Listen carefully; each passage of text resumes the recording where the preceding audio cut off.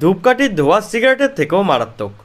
বাঙালির ঘরে পুজো পার্বণ হোক কিংবা প্রতিদিনের প্রার্থনা, বাড়িতে শান্ত পরিবেশ তৈরি করতে ধূপকাঠি জ্বালানো একটি চিরাচরিত অভ্যেস। কিন্তু মনে শান্তি আনলেও এর ধোঁয়া কতটা মারাত্মক তাই নিয়ে সতর্ক করেছেন চিকিৎসকরা।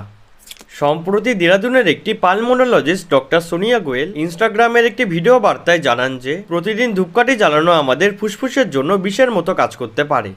তিনি আরও বলেন, ধূপকাঠির ধোঁয়ায় যে সমস্ত দূষক ছড়ায় তা অনেকটা প্যাসিভ স্মোকিংয়ের মতো ক্ষতিকারক।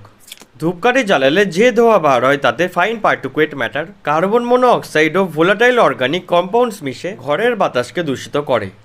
বিশেষ করে বন্ধ ঘরে এই ধোঁয়া জমে প্রায় নিঃশ্বাস নেওয়া বন্ধ করে দেয়।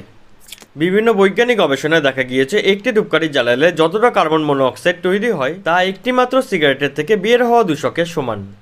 এবং এই ধোঁয়ার ফলে হাঁপানি ও ফুসফুস দুর্বল রোগীদের জীবনের ঝুঁকি অনেকটাই বেড়ে যায়।